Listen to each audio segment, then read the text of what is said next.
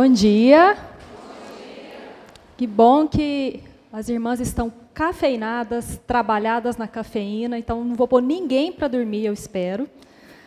Mas é uma alegria poder falar com vocês, trazer um pouco de algo que é muito caro ao meu coração, são reflexões já de bastante tempo. E como a Elvia orou, eu espero que a palavra encontre guarida no coração de cada uma de vocês e que possa ser bênção e frutificar, né? Vamos lá. Quem aqui gosta de música? Todo mundo, a gente ama, né? Eu tenho uma mania. Eu penso algumas coisas e logo vem alguns refrões de música. Então, nós vamos começar brincando com algumas músicas. Vamos ver se vocês são, como eu, vão lembrar de algumas delas. Algumas são mais antigas, mas vamos lá. Vamos falar sobre a graça de ser mulher. Ai, meu Deus, que saudade da Amélia. Aquilo sim é que era mulher. A Amélia não tinha a menor vaidade. Muito bem. Quem escreveu essa música foi Ataúfo Alves e Mário Lago.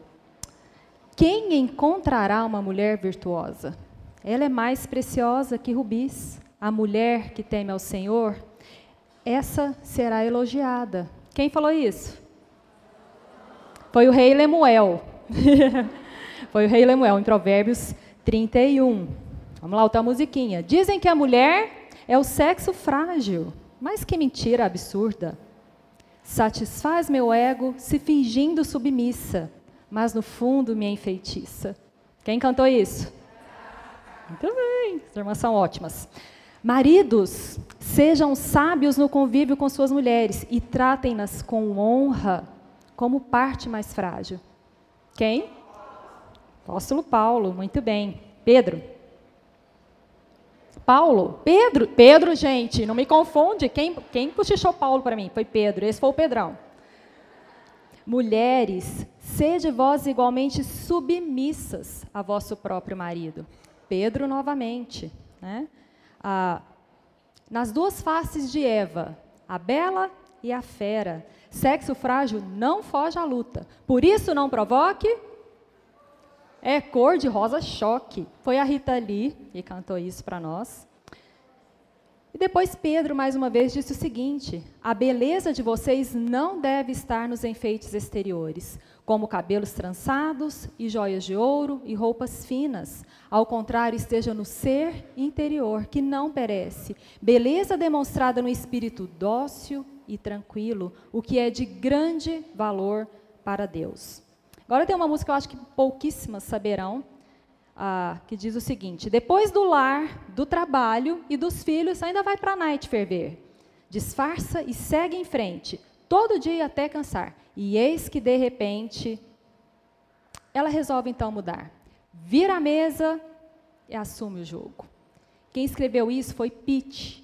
Ela é uma cantora que influencia mais que Demi Lovato, pelo menos há um tempo atrás, no Twitter. Ela tinha mais influência que ela. E hoje ela está fazendo parte do time daquele programa Saia Justa. Programa extremamente feminista. Então, ela escreveu isso. E, por último, seu marido tem plena confiança nela e nunca lhe falta coisa alguma. Ela só lhe faz o bem e nunca o mal, todos os dias da sua vida. Seus filhos se levantam e a elogiam. Seu marido também a elogia, dizendo: muitas mulheres são exemplares, mas você a todas supera. O rei Lemuel, novamente, no famoso Provérbios 31. Há muitas vozes conflitantes nos dizendo o que significa ser mulher. Vivemos em um mundo onde tudo o que tradicionalmente significou ser mulher tem sido questionado, tem sido colocado na berlinda. A beleza da feminilidade, do caráter feminino como reflexo da imagem de Deus, tem se desvanecido cada dia mais. E isso não é fruto do acaso. Ao contrário, o universo feminino vem sendo modificado ao longo de mais de um século. Especialmente nos últimos 50 anos, nós temos experimentado uma transformação maciça dos valores e conceitos de feminilidade. Caos cultural não é novidade alguma desde que Adão e Eva, e nós todos, juntos com eles, afundamos a humanidade em pecado. Desde o fatídico dia, relatado em Gênesis 3, há 2 reinos, batalhando pelo mesmo território. O território é o meu e o seu coração. E a grande disputa é quem vai reinar sobre esse território. O inimigo de nossas almas é enganador. Ele é cruel, ele é implacável. A Bíblia nos diz que ele veio para matar, para roubar e destruir. O diabo astuciosamente se adapta a cada nova geração e a cada lugar. Mas na providência de Deus, esse é o tempo na história da humanidade e o lugar no globo terrestre que ele decidiu colocar a mim e a você.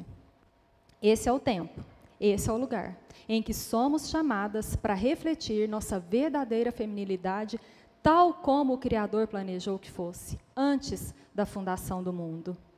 Então, nós temos desafios quanto a isso.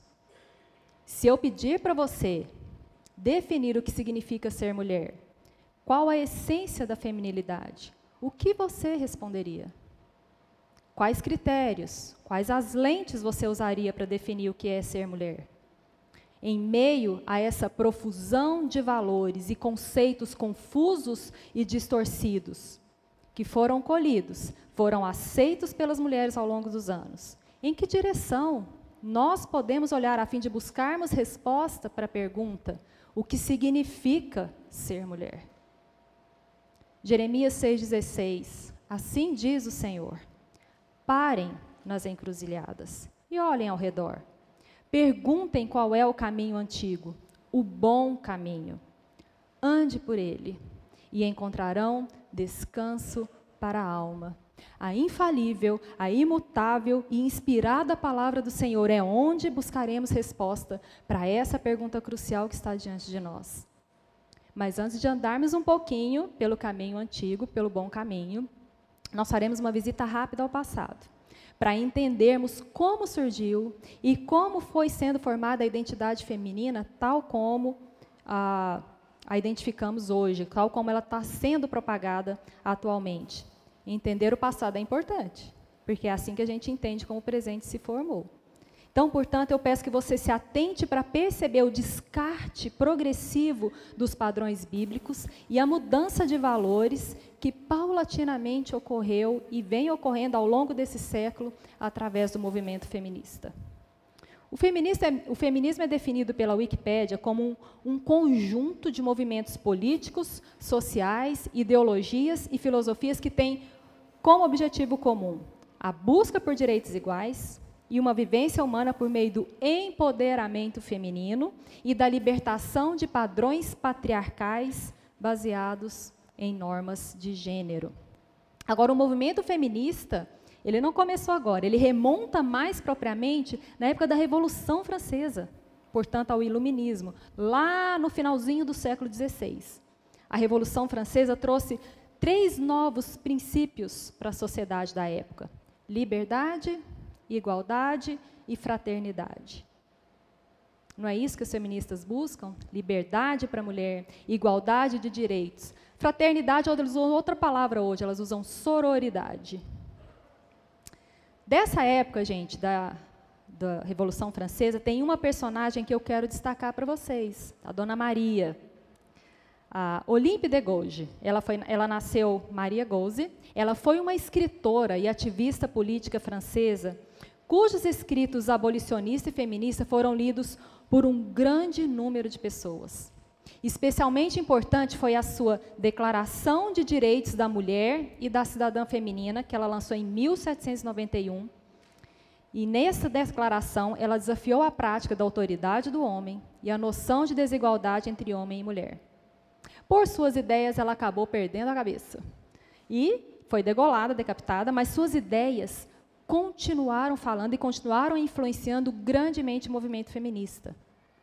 Em 1848, um pouquinho mais adiante, a França passa por outra revolução.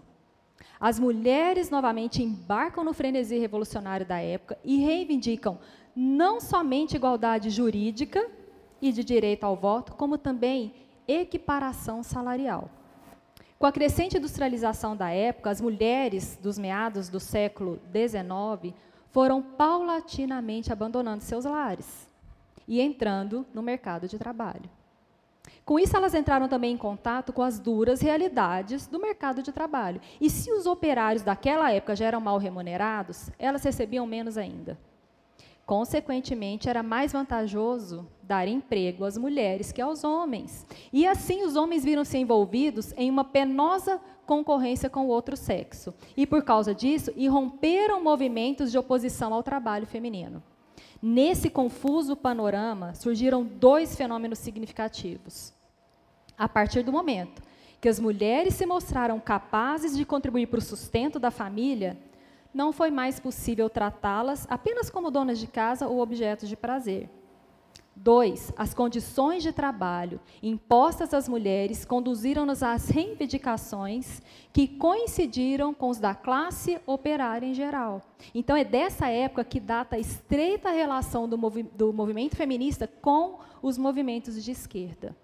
Mas tem um outro nome do movimento feminista francês, que já para o século XX, é o grande nome do movimento feminista francês, que foi Simone de Beauvoir.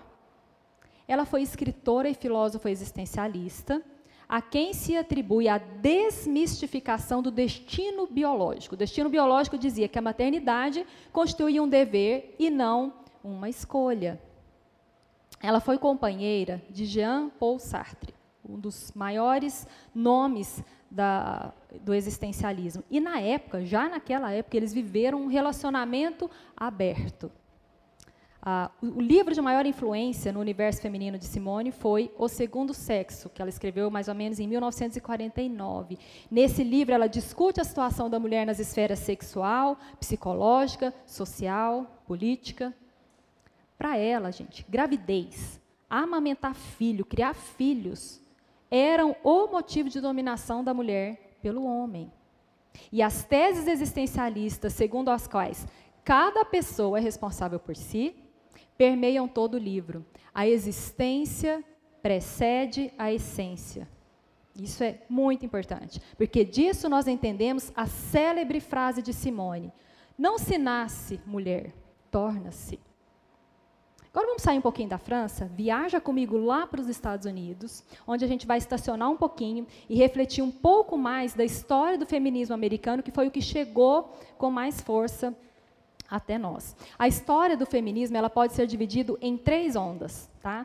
A primeira, a segunda, a terceira é a que nós vivemos atualmente. Mas a primeira onda feminista, ela foi centrada na luta e na questão do direito de voto para a mulher. Isso foi em 1848 até mais ou menos 1920. E alguns outros direitos legais. Nada de errado com isso, não é? Pelo contrário, mas essa não era a totalidade do espírito do movimento. E é nisso que eu quero que vocês prestem atenção. Um dos nomes, uma das líderes mais proeminentes dessa primeira onda foi Elizabeth Cady Stanton. Quando ela era mocinha, ela ouviu o Evangelho e se persuadiu a tornar-se cristã. Ela foi grandemente influenciada por Charles Finney. Muitas talvez já tenham ouvido falar dele, um dos grandes nomes da segunda onda do grande avivamento. E também o calvinismo da igreja presbiteriana. Elizabeth era aterrorizada com a possibilidade de sua condenação ao inferno. Mais tarde, ela concluiu que o cristianismo era absurdo, tolice, e então ela abandona a fé. E as suas ideias anticristãs permearam todo o movimento feminista. Elizabeth, juntamente com um comitê de 26 mulheres, escreveu a primeira Bíblia da Mulher, onde todas as referências à masculinidade, à teologia dita masculina, foram retiradas, foram subtraídas. No livro, Elizabeth critica o tratamento dado à mulher pela religião. E, ao produzir essa Bíblia, Elizabeth desejava promover uma teologia liberal radical que, por sua vez, promoveria o autodesenvolvimento da mulher. Portanto, observe que, desde o início, sempre existiu o viés anti-Deus, anti-homem no movimento feminista. Algumas preocupações levantadas pelas feministas eram legítimas, sim, mas não podemos perder de vista o fato que o anticristianismo esteve fortemente presente e alimentou os ideais do movimento. O fato de as feministas buscarem soluções para alguns problemas legítimos enfrentados pelas mulheres causa confusão em nossa mente ao tentarmos discernir o movimento. Mas tem veneno, e veneno letal na panela. De qualquer forma, as ideias de Elizabeth começaram a ruir a feminilidade bíblica. O século XIX, andando um pouquinho mais adiante, foi chamado de a Era de Ouro da vida familiar. Havia um desejo real nas mulheres em treinar a próxima geração, em comunicar as ideias da nova república. Esse papel que as mães exerciam no lar e o próprio lar eram muito estimados. Mas daí veio a Revolução Industrial. E com ela começaram mudanças reais e significativas dentro do lar. O homem sai de casa para trabalhar.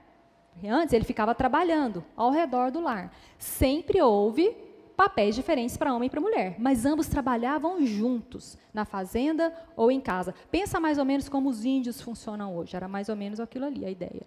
A vida girava em torno do lar, mas agora o homem sai de casa a fim de trazer o sustento familiar.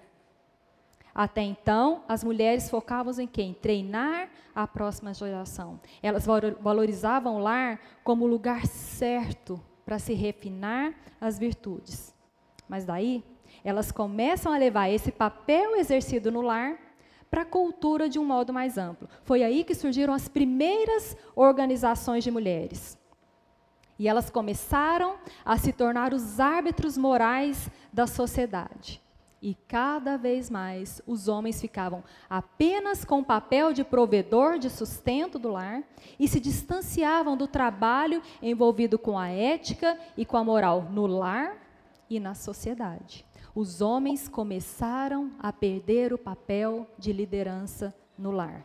E a igreja? Bem, a igreja começou a pregar que as mulheres tinham um dom especial para a religião e para a moralidade. Por isso que a gente escuta um pouquinho isso aí, né? Ainda hoje. Mas o que acontece quando as mulheres começam a dizer aos homens o que eles têm de fazer ou deixar de fazer? A gente se torna resmungona, mandona, e a gente enche o coração de razão e de justiça própria. E foi nessa época que surgiu, então, uma desavença particular entre os sexos. Os homens eram, por natureza, cheios de vícios. Nós, por natureza, cheias de virtude, anjinhas. A gente guarda a asinha, tira a auréola e põe na gaveta para ninguém perceber, mas somos um doce de pessoas responsáveis pela moral e pelos bons costumes. Repentinamente, gente, começou essa briga entre homem e mulher. É uma ideia que vai de encontro com a doutrina da corrupção total do ser humano, macho e fêmea. Todos têm vícios, todos nós. Mas o evolucionismo de Darwin, também dessa época, gente, começa a colocar um pouquinho mais de tensão na história, com suas afirmações o quê? Só os mais fortes sobrevivem e são bons. Como assim? Como que ele influenciou o movimento? Bem, os homens, no tenso e difícil mercado de trabalho, eram considerados o quê? Melhores, mais superiores do que as mulheres, confinadas no seu mundinho pequenino, chamado de lar. Então, repentinamente, as mulheres ficaram para trás na evolução da espécie. E para encerrar o que aconteceu nessa primeira onda do feminismo, a economia também mudou. A contribuição para o crescimento da economia passou a ser avaliada apenas por contribuição salarial pura e simplesmente. Então, mulheres e filhos passaram a ser chamados de dependentes. Então, o lar agora passa a ser não somente um lugar de atraso, mas também sem qualquer contribuição para a evolução econômica. E o resultado dessas mudanças é que a mulherada começou a pensar, vamos dar fora do lar, gente, vamos sair daqui. Ou em como revolucionar o lar. O pensamento dominante era, se você cozinha só para sua família, é muito bom. Mas se você cozinhar para várias famílias, você acaba de se tornar uma profissional. Se você cuida apenas dos seus filhos, não é lá essas coisas. Mas se você dirige a creche local, uhul, você está com tudo. Então as mulheres começaram a ver seus lares, não mais como lugares de produtividade para o bem de seus familiares, mas como um lugar de consumismo, um lugar para se levar ao auge, para requintar e para exibir. E aí começa a segunda onda do feminismo, mais ou menos no início da década de 60. E o consumismo ainda prevalecia nos lares até que um livro é lançado, A Mística Feminina, que é considerado o livro marco da ascensão do feminismo. Ele foi escrito por uma mulher chamada Betty Friedan. Betty dizia que mulher alguma iria ficar satisfeita, contente, simplesmente comprando coisas para casa, limpando coisas da casa, exibindo as coisas da casa. Ela percebeu a infelicidade das mulheres do seu tempo e foi em busca de mudar aquilo que ela viu. A pergunta lançada agora, no momento, era: o que vai trazer alegria, realização, satisfação e propósito para a vida das mulheres?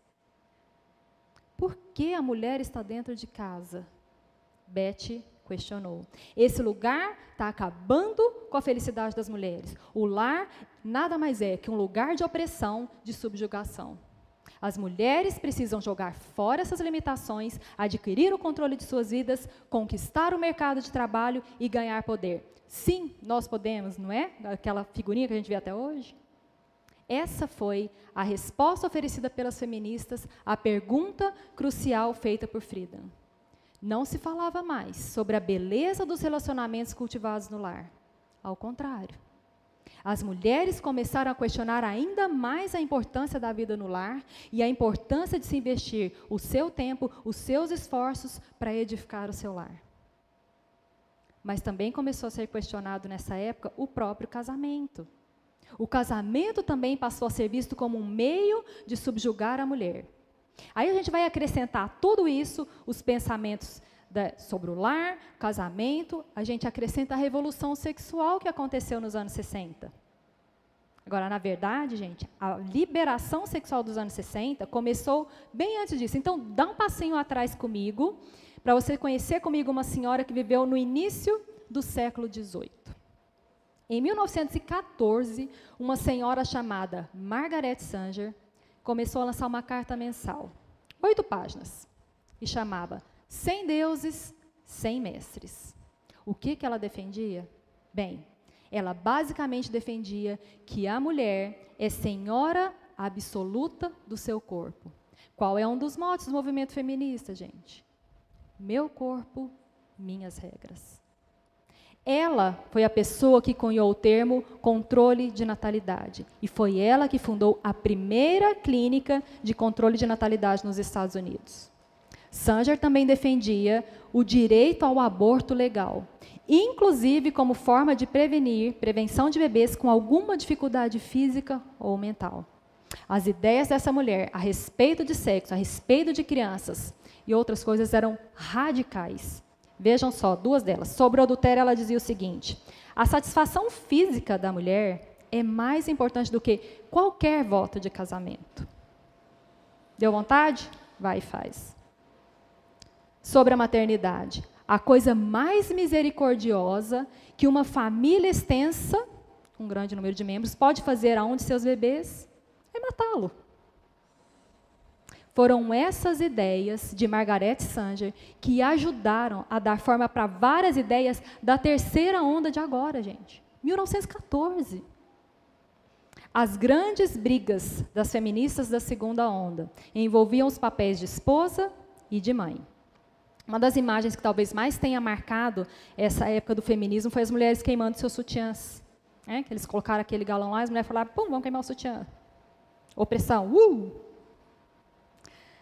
Além de Betty Friedan, essa que nós acabamos de discutir, antes da Margaret Sanger, outro grande nome do feminismo da segunda é Alice Walker, que é referenciada como uma feminista fulgurante, uma escritora de sucesso. Talvez você não tenha ouvido falar dela, mas eu creio que muitas aqui assistiram e choraram a um filme chamado A Cor Púrpura. Quantas aqui já viram A Cor Púrpura? Ela é baseada no livro da Alice Walker, A Cor Púrpura. Alice foi uma das maiores defensoras dos direitos das mulheres e ela sempre defendeu de uma forma absolutamente radical que a maternidade era uma forma de servidão. Ela se casou com um judeu e teve uma filha. Uma pessoa que nós vamos ver já já, algo interessantíssimo. Bem, no início dos anos 80, aconteceu uma coisa, o crescimento da pornografia. As feministas da segunda onda viam a pornografia como sendo ruim para a mulher. Para elas, as mulheres eram vítimas de tudo, patriarcalismo, machismo e assim por diante. Mas houve mais uma mudança muito importante no rumo da história. As mulheres começaram a se cansar do discurso vitimista da segunda onda. E elas decidiram que elas iriam e que elas podiam celebrar a pornografia. Nós somos sobreviventes e não vítimas. Nós também podemos apreciar a pornografia. Essa nova mudança de paradigma, a gente vai refletir com força total na terceira onda do movimento feminista, que começou no início dos anos 90. E ela foi fundada em resposta aos sentimentos de que o feminismo estava morrendo, o feminismo já era, e havia se tornado irrelevante para as mulheres daquela geração. E uma mulher em particular percebeu que se algo não fosse feito para alcançar essas jovens mulheres, uma geração inteira se perderia. E isso significaria um retrocesso na conquista das mulheres. Rebecca Walker, a filha que Alice Walker teve, é um nome que a gente faz muito bem em prestar atenção. Ela é uma escritora de muito sucesso, já foi eleita pela revista Time como uma das 50 líderes mais influentes dos Estados Unidos, abaixo dos 40 anos de idade. Isso ela foi considerada tão influente assim por causa de suas opiniões transformadoras sobre raça, sobre gênero, sobre sexualidade, sobre poder. Ela é considerada uma das líderes fundadoras da terceira onda feminista. E ela se graduou numa das melhores universidades dos Estados Unidos, a Universidade de Yale, uma das melhores do mundo, na verdade. Ela se formou com altíssima honra. Gente, significa que a mulher é cabeçuda pra caramba. A mulher é um gênio. E ela ajudou a fundar a Fundação da Terceira Onda, uma organização sem fins lucrativos, que tem como alvo encorajar, lá vai a palavra de novo, empoderar mulheres jovens a se envolverem em papéis de liderança e de ativismo. Rebeca passa grande parte do seu tempo falando sobre sua identidade multicultural, porque a mãe dela é afrodescendente, o pai dela era judeu. Ela fala muito sobre a sua masculinidade iluminada, não sei muito bem o que isso significa, mas ela fala. E a terceira onda do feminismo. Isso ela viaja o mundo todo propagando isso, gente. Seus livros mais famosos, Para Ser Real, Dizendo a Verdade e Mudando a Face do Feminismo, que é um livro considerado a cartilha, um manual da terceira onda. Depois ela escreveu um livro chamado Baby Love, Escolhendo a Maternidade após uma Vida de Ambivalência. É um livro escrito 3 anos depois do nascimento de seu filho. E o outro livro muito importante, Uma Grande e Feliz Família, no qual ela explora a explosão das famílias não tradicionais nos Estados Unidos e inclui discussões sobre mãe solteira, adoção transracial, poliamor. Rebeca se diz bissexual. E em 2004 ela teve um filho. Por causa desse filho, sua mãe, lembra, gente, da mãe dela, Alice, que dizia que a maternidade era ruim para a mulher? Elas romperam relações por conta disso. A mãe dela nunca mais falou com ela. Porque a maternidade era uma forma de servidão. Como filha, que você foi querer escolher ter um filho? Rompeu ligações com a filha. A mídia diz que Rebeca, surpreendentemente, traz uma mensagem à moda antiga. Porque ela critica a mensagem feminista que diz que a mulher deveria escolher entre carreira e filhos. Porque para ela, gente, o feminismo evoluiu. E há espaço para conciliar carreira e filhos. Portanto, ela conclui que abraçar a maternidade não é uma traição ao feminismo. Ela diz também que as mulheres têm que ficar espertas e devem encontrar o parceiro adequado mais cedo possível, mais cedo do que elas têm feito. Elas devem pensar e planejar estrategicamente como e quando isso vai acontecer, da mesma forma que elas planejam suas carreiras. E ela afirma, gente, que ela se esforça para ser uma mãe presente, uma mãe protetora, e para ter uma vida familiar pacífica e que dure por décadas. Segundo Rebeca, isso tudo faz parte da nova composição da família americana. Parece até um retorno aos valores tradicionais, não é? Mas acompanhe comigo o restante das ideias de Rebeca. O que é família para você, Rebeca? Família, para mim, família tem tudo a ver com amor. Não é uma construção social. Na nova composição familiar, cabe tudo. Bissexual com heterossexual, casamento homossexual, poliamor.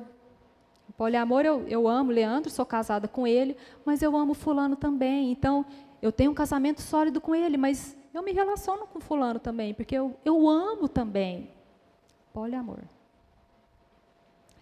Essa é a terceira onda feminista que vivemos nos dias atuais. Ela não tem tanta organização política por trás, mas nós podemos perceber cada um de seus aspectos ganhando força cada vez maior.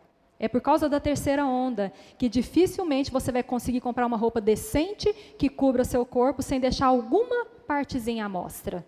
É por isso que a gente liga a TV e a gente vê essas caricaturas de mulheres com uma sexualidade super exaltada. Mulheres duronas, mulheres fortes, que são cantadas e idolatradas pela música pop.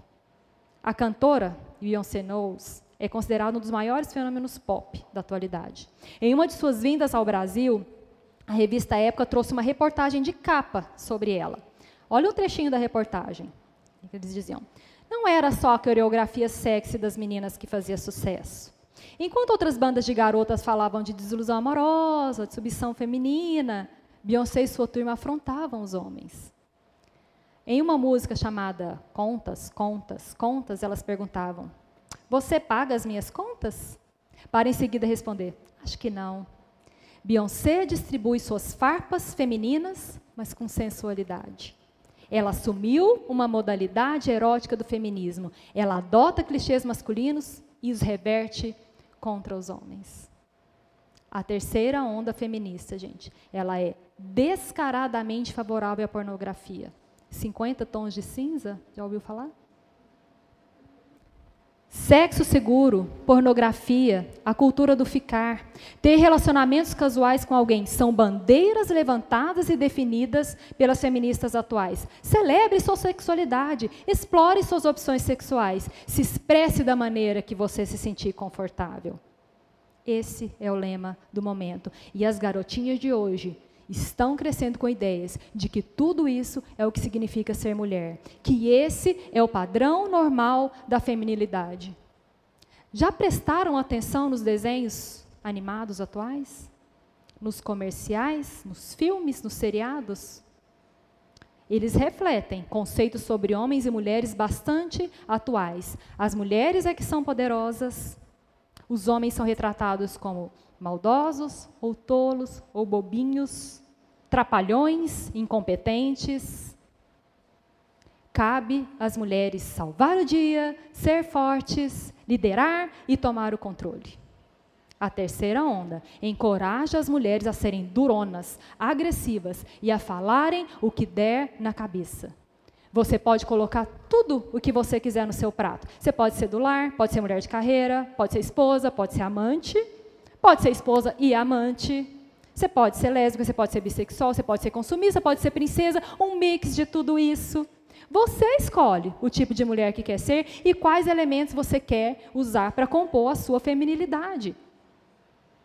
Redefinir casamento, redefinir família, eliminar de uma vez por todas o entendimento bíblico sobre sexualidade e redefini-la, são os assuntos que estão em pauta hoje.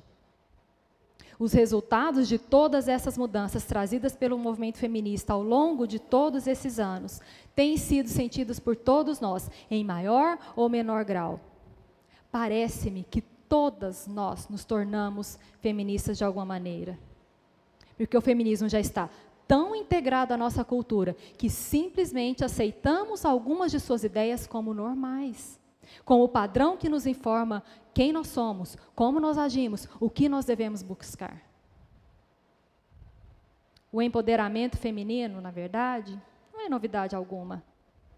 Não foi a mamãe Eva que iniciou o movimento de libertação da mulher? Não foi Eva que se inebriou com a ideia de poder, de ser Deus da sua própria vida e determinar quem ela era? Bem, O que nós vemos hoje no universo feminino é decadência, é confusão, é desespero. Por que as mulheres estão tão tristes? Essa pergunta foi a manchete de uma reportagem que saiu há uns 7 anos atrás, sobre um estudo americano de 37 anos, um estudo longo, e de vários outros estudos também sobre esse fenômeno recente. O estudo basicamente constatou o seguinte: obviamente que a gente percebe que a vida das mulheres jamais foi tão boa, mas subjetivamente ela nunca foi tão pior. O que isso revela? Várias coisas, mas uma delas é que nós vivemos no período mais confortável da história da humanidade e não somos felizes. Nós temos tanto, alcançamos tanto, ao mesmo tempo parece que não temos coisa alguma. E longe de querer ser simplista, eu creio que o que acontece é que nós perdemos o senso de quem nós realmente somos, dos nossos propósitos, do nosso papel. A verdade é que sempre que nos afastamos dos ideais traçados por Deus, nós sofremos consequências. Faça uma autoanálise honesta e veja se você também não tem assumido como verdade alguns conceitos feministas na sua maneira de ser mulher. Talvez no seu modo de vestir, talvez na sua maneira de falar com os homens ou sobre os homens, na rodinha de amigas, sabe? As piadinhas. O homem é o cabeça, sim, mas, eu sou o pescoço. O que nós temos transmitido através de nossas ações, de nossa fala, de nossas piadas? Há tanta coisa que nós aceitamos que não nos choca mais como antes, e nem ao menos nós temos erguido nossas vozes contra comportamentos que ferem o padrão determinado pelo Criador. A cultura do ficar entre jovens e adolescentes, sexo antes do casamento. Não, meu filho está até bem, minha filha. Não, eles até fazem sexo com o namorado, mas eu até acho bom, eles são sérios. Está um sozinho com o outro, dentro de casa, bonitinho, tem tanto amor envolvido. Para falar a verdade, você sabe que assim, eu até acho bom porque está do sexo oposto. Eu temo, gente, que essa fala já está sendo ouvida em nossas igrejas, até mesmo em nossas igrejas, talvez sussurradinha, falando baixinho nos corredores. Há uma confusão muito grande de valores na cabeça das mulheres. Há uma crise de identidade feminina. Quem nós somos? Qual é o nosso papel? Se formos suficientemente honestas, nós veremos que nós temos dado mordidinhas no fruto do feminismo. Liderança no lar. Não, eu também trago dinheiro para casa, eu também trabalho, eu também pago conta, por que eu tenho que seguir a liderança dele? Maternidade adiada e adiada em detrimento de estudos e carreiras, aí quando ela acontece, a gente começa a entrar em conflito, advindo da criação de filhos. Os papéis do homem e da mulher são maleáveis, a gente molda e a gente define como a gente deseja que aconteça na minha casa. Formas de relacionar e enxergar com os homens, prioridades, pornografia, sexo antes do casamento, divórcio, novas formações familiares, que bagunça. Há alguma coisa nova embaixo do sol? Eu creio que não. Porém, eu percebo a intensidade e as novas nuances que esses assuntos têm adquirido. Há uma mistura de valores, de confusão na mente das mulheres. E eu pergunto, qual tem sido o seu discurso como mulher cristã? O quanto nós temos nos afastado do plano de Deus para a nossa feminilidade? Voltemos um pouquinho para as veredas antigas, vamos fazer uma visitinha comigo, lá em Gênesis 1, que traz o ato inaugural da feminilidade bíblica. Gênesis 1 e 2, gente, nos apresenta a mulher em sua melhor forma. A mulher foi ideia de Deus, o design final dos atos da criação. Como a gente gosta de dizer, né? Deus salvou o melhor para o final. Brincadeirinha feminista, né, gente? Mas Deus decidiu criar a mulher. E esse fato notável determina tudo. Só quem criou sabe o porquê de ter criado alguma coisa. À criatura cabe olhar para o Criador para descobrir sua identidade e seu propósito e se submeter a Ele. O fato de termos sido criadas por Deus por si só já deveria nos maravilhar. O Deus Todo-Poderoso, em seus planos soberanos, decidiu criar um ser chamado mulher. Nosso sexo não é fruto do acaso. Ter nascido mulher foi propósito de um Deus soberano, amoroso e gracioso. E o livro de Gênesis revela esse propósito. Deus criou a mulher distinta, diferente e complementária ao homem. Não foi o fato de terem dado para mim e para você bonequinha, panelinha para a gente brincar, de ter colocado vestidinho para a gente usar, que nos fez mulher. Aliás, feminilidade não tem nada a ver se eu uso vestido ou calça. Nós nascemos femininas com qualidades singulares que passam pelo nosso corpo, a suavidade, a delicadeza física e emocional, a inclinação distintamente feminina para a edificação do lar como abrigo, a nossa inclinação para os relacionamentos. Isso faz parte do pacote de Deus, é isso que nos faz femininas. O sexo dos nossos cromossomos está presente em cada célula do nosso organismo. Nossa feminilidade não é uma realidade feita pela cultura. Ela é uma realidade criada pelo próprio Deus. Agora, ser diferente do homem não significa de forma alguma ser inferior a ele. Essa foi uma distorção causada pelo pecado. Apesar do que a cultura afirma, apesar do sofrimento que talvez você tenha passado, ou que ainda passe, ou que você veja, ou conheça mulheres que passem, como resultado da distorção do pecado, o plano de Deus para a mulher, o plano dele para você é belo e é bom. Pecado não se responde com pecado. As distorções da masculinidade masculina não justificam as distorções da feminilidade bíblica. Então, vamos abaixar a guarda.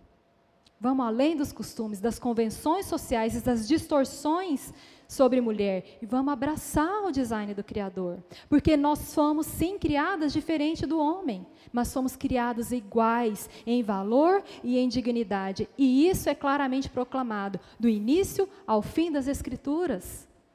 Só para trazer Gênesis 1, 26 a 31, ela traz 12 indicadores de igualdade entre homem e mulher. Ambos foram criados para a glória de Deus, Gênesis 1, 26. Ambos são chamados Adão, com letra minúscula, Gênesis 1, 26, 27. Ambos são criados pela mão de Deus, Gênesis 1, 27. Ambos são criados à imagem de Deus, 1, 26, 27. Ambos são feitos à semelhança de Deus, 1, 26. Ambos são abençoados por Deus, 1, 28. Ambos têm a incumbência de frutificar e multiplicar, Gênesis 1, 28. Ambos recebem domínio sobre a terra. Gênesis 1, 26, 28. Ambos são recipientes da provisão de Deus. Gênesis 1, 29. Ambos têm um relacionamento pessoal com Deus. Gênesis 1, 23 e lá em Gênesis 3, 8 a 13. Ambos são responsáveis diante de Deus. Gênesis 1, 28, Gênesis 3, de 11 a 13. E ambos são herdeiros da graça da vida. Gênesis 1, 27, Gênesis 3, 15. Homem e mulher foram criados à imagem do Deus infinito. E a importância do homem e da mulher, portanto, gente, é sem medida. Qualquer discussão sobre papéis, sobre funções exercidos pelo homem e pela mulher, começa aqui. Somente quando a igualdade diante de Deus é estabelecida, é que nós podemos começar a pensar nas diferentes funções que cada um de nós deve exercer. A realidade é que não se trata de uma questão de quem foi criado para ser líder, quem foi criado para ser auxiliadora. Não se trata de quem tem o maior número de brinquedos, ganha a brincadeira ou é o dono da brincadeira. No final das contas, nada disso diz respeito a mim e a você. Deus criou os seres humanos como macho e fêmea, com a clara e inequívoca intenção sobre como nós deveríamos relacionar um com o outro. A Bíblia revela claramente que Deus revela a sua glória, tanto nas similaridades quanto nas diferenças que Ele estabeleceu para homem e para mulher. Os homens exibem a glória de Deus de um jeito masculino único. As mulheres exibem a glória de Deus de um jeito feminino único. Homens e mulheres devem se tratar com respeito, que flui da posição de igualdade, por termos sido criados à imagem de Deus. Ambos são portadores da imagem de Deus.